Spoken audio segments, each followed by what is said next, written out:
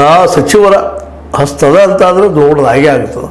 ಇಲ್ಲ ಅಂತಂದರೆ ಇದು ಒಂದಿನ 4 ದಿವಸ ಚರ್ಚೆಯಾಗಿ ನಂತರದಲ್ಲೇ ಅದು ಮರೆತು ಸಾಧ್ಯತೆಗಳಿದ್ದಾವೆ ಅಂತ ಅನ್ನೋದು ಸಹಿತ ಕೇಳಿ ಬರ್ತಾ ಇದ್ದಾವೆ. ಒಟ್ಟಾರೆಯಾಗಿ ಈ ಬಂಗಾರ ಕಳ್ಳರು ಕಳ್ಳ ಸಾಗಾಣಿಕೆದಾರರು ಇನ್ನೂ ಕೆಲವು ದಿನ ಮತ್ತೆ ಎಚ್ಚರಿಕೆಯಿಂದ ಇರ್ತಾರೆ. ಮತ್ತೆ ಇದು ಮತ್ತೆ ನಡೆಯುವಂಥದ್ದು ಏನೋ ಅಂತ ಅನಿಸ್ತದೆ. ಯಾಕಂದ್ರೆ ನಮ್ಮಲ್ಲೇ ವಿಶೇಷವಾಗಿ ಭ್ರಷ್ಟಾಚಾರವನ್ನು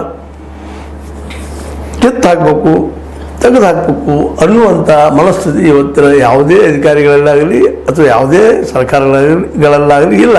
ಯಾಕಂದ್ರೆ ಅವ್ರಿಗೆ ಬೇಕಾಗಿರೋದೇನಪ್ಪ ಇಂಥ ಯಾವುದೂ ಆದಾಗ ತಮ್ಮ ಪೊಲಿಟಿಕಲ್ ಪಾರ್ಟಿಗಳಿಗೆ ಫಂಡ್ ಬರೋ ಜೊತೆಗೆ ತಮ್ಮ ರಾಜಕೀಯ ಅಸ್ತಿತ್ವನಷ್ಟು ಗಟ್ಟಿ ಆಗ್ತದೆ ಅನ್ನುವಂಥ ಸ್ಥಿತಿಗೆ ವಿಚಾರ ಮಾಡುವಂಥ ಜನ ಇರೋದರಿಂದಾಗಿ ನಮ್ಮ ರಣ್ಯಾ ರಾವ್ ನಟಿಗೆ ಒಂದಿಷ್ಟು ದಿನ ಇನ್ನಷ್ಟು ಎನ್ಕ್ವೈರಿ ಯಾವುದೋ ಇದು ಆಗ್ಬೋದು. ನಂತರದಲ್ಲೇ ಏನೋ ಒಂದು ಯಾವುದೋ ಕಾರಣದಿಂದ ಹೊರಗೂ ಬರ್ಬೋದು, ನೋಡೋಣ.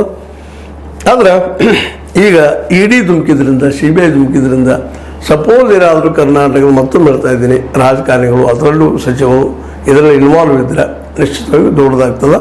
ಸರ್ಕಾರನ ಆದಷ್ಟು ಅದನ್ನು ತಮ್ಮ ಕಂಟ್ರೋಲ್ ತಗೊಳ್ಳೋಂಥ ಪ್ರಯತ್ನವನ್ನು ಮಾಡೋ ಸಾಧ್ಯವಾಗಿದ್ದಾವೆ. ಆದರೆ ಇಲ್ಲಿವರೆಗೆ ಮಾತ್ರ ಕರ್ನಾಟಕ ಸರ್ಕಾರ ತನ್ನ ಒಳಗಿನ ಗುಟ್ಟನ್ನು ಬಿಟ್ಟುಕೊಟ್ಟಿಲ್ಲ.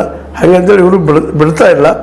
ನಮ್ಮ ಯಾರು ಈ ನಮ್ಮ ಅಧಿಕಾರಿಗಳು ಜೊತೆಗೆ ಇಡಿ ಅಧಿಕಾರಿಗಳು, CBI ಅಧಿಕಾರಿಗಳು ಮೋಸ್ಟ್ಲಿ ರಣ್ಯಾ ರಾವ್ ಶಿಕ್ಷೆ ಅನುಭವಿಸುವ ಎಲ್ಲ ಸಾಧ್ಯತೆಗಳಿದ್ದರೂ ತಪ್ಪಿಸಿಕೊಳ್ಬೋದು ಅಂತ ಒಂದು 10% ವಿಚಾರಗಳದಾವ. ಏನಾಗ್ತದೆ ಆಗಲಿ.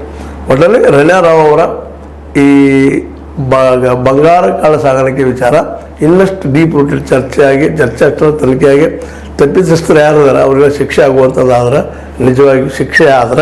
ನಿಜವಾಗಿಯೂ ಒಂದು ಹಂತಕ್ಕೆ ಇಂಥ ಘಟನೆಗಳಾಗೋದು ಮತ್ತೆ ಆಗೋದು ಸ್ವಲ್ಪ ಕಡಿಮೆ ಆಗ್ಬೋದು.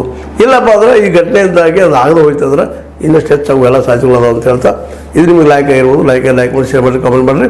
ಜೊತೆ ಸಬ್ಸ್ಕ್ರೈಬ್ ಆಗೋದು ನಿಲ್ಲಿಸಕ್ಕೆ ಹೋಗ್ಬೇಡ್ರಿ. 60 ನ್ಯೂಸ್ ಅರ್ಥಾತ್ ಇದು ಸತ್ಯದ ಕೈಗಳಲ್ಲಿ ವಂದನೆಗಳು.